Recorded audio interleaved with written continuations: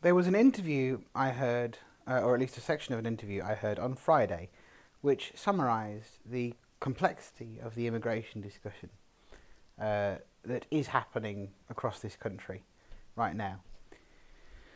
It was at the launch of the Brexit Party's Contract with the People manifesto.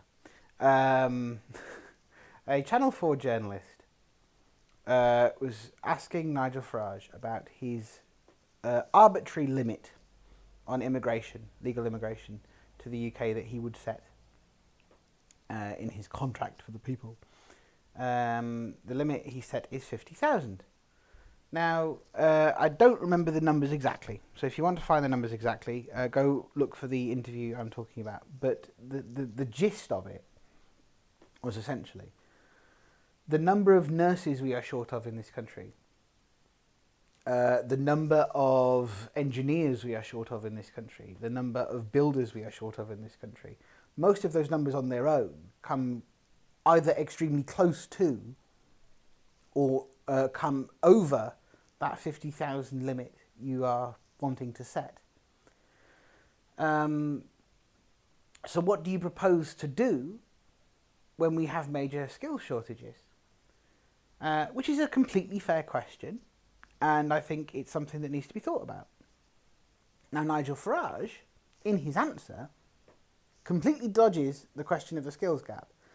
What he does do is make a point that I've been mulling over for some time, and I think is a fair point to make, which is we need to be training up more nurses, more doctors, more engineers, more people in trade, in the trades.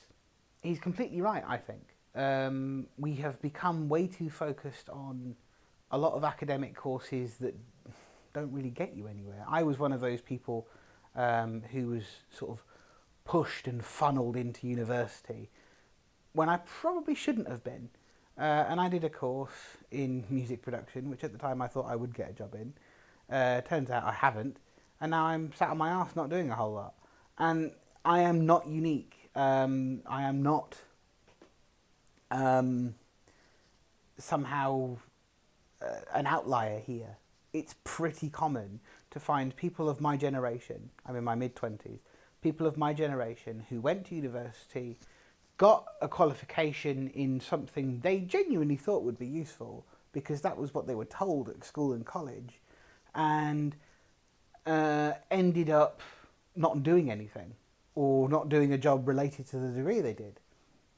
We now have a situation where degrees are not worthless as such, but are worth a lot less than they were. We funneled too many people into university where perhaps they probably should have gone for apprenticeships, perhaps they should have gone and worked in trades, or done another degree. So yeah, he made a good point, which is we need to be training these people up, we need to be doing this ourselves. But completely missing the issue, which is it takes years to train these people up. It takes an awful long time to fill the gaps we have in our nursing sector, engineering sector, building sector, etc., etc., etc. So, there you go. I think the conversation about immigration is very complicated.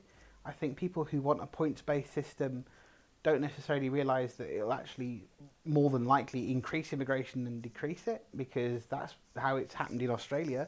They brought in a points-based immigration system, and immigration actually went up, not down. And people who are interested in arbitrary timelines, perhaps